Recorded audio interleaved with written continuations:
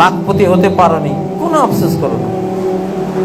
একটা বিল্ডিং এর মালিক হতে পারোনি, কোনো দুঃখ করো না। তুমি একটা ফার্স্ট ক্লাস রেজাল্ট নাই তোমার, কোনো আফসোস করো না। তোমার একটা গাড়ি নাই, কোনো দুঃখ করো না।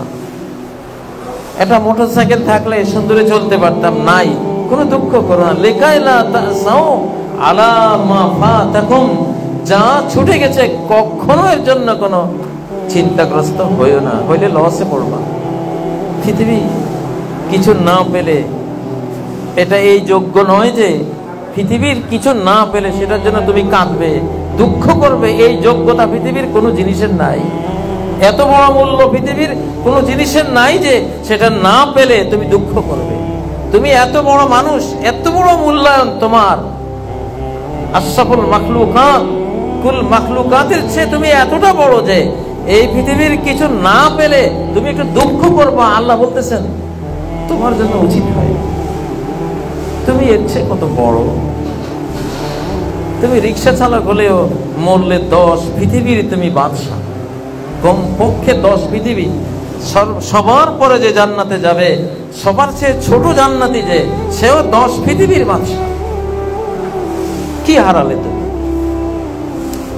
এত বড় হয়ে 10 পৃথিবীর বাদশা হয়ে একটা বিল্ডিং এর জন্য কাঁদলে, আফসোস করলে, একটা মোটরসাইকেলের জন্য মনটা ভার, কেমন হলো?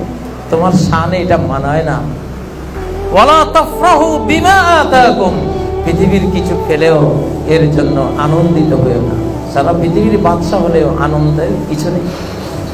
সারা পৃথিবীটা যদি মূল্যায়ন করা হয়, মূল্যায়ন করতে যদি দেয়া হয় ওই আল্লাহর কাছে, যিনি এই পৃথিবীর স্রষ্টা, পৃথিবীর কি মূল্য হতে পারে, পৃথিবীর এক একটা বালুকণা থেকে এক একটা সোনার পাহাড় পর্যন্ত যার সৃষ্টি, সে আল্লাহকে যদি মূল্যায়ন করতে দেয়া হয়, পৃথিবীর মূল্য কত আল্লাহ তাআলা আপনি জানেন। নবীজির মাধ্যমে আল্লাহ জানিয়েছেন একটা মশার ডানার সমানও নয়। মশার ডানার কোনো মূল্য আছে? কোনো মূল্য নাই। মুসলিমরা জাহাজের মতো পানির উপরেই চলে, কিন্তু ভেতরে পানিকে প্রবেশ করতে দেয় না। আমরা দুনিয়ার উপরেই চলবো, দুনিয়ার ব্যবসা বাণিজ্য, দুনিয়ার সকল পাওয়ার নিয়ে চলবো, কিন্তু দুনিয়াটা অন্তরের ভেতরে ঢুকতে দেব না, মোহগ্রস্ত হব না, দুনিয়ার জন্য পাগল পারা হব না। আপনার মন ও জগতে পৃথিবীটা নাথিং থাকবে, দেহের জগতে পৃথিবী আছে, থাকুক। সাগরের জাহাজের মতো সে পানির উপরে ভাসে, সাগর মহাসাগরের উপরে ভাসে, কিন্তু এক বিন্দু পানিও তার পাটাতন ভেদ করে, তার তলা ভেদ করে ভিতরে ঢোকার অনুমতি নাই। নৌকাতে ঢুকলেও জোর করে ঢুকে, আবার সেচে ফেলে দেয়। ঢুকলি কেন? এই জন্য সেচে ফেলে দেয়।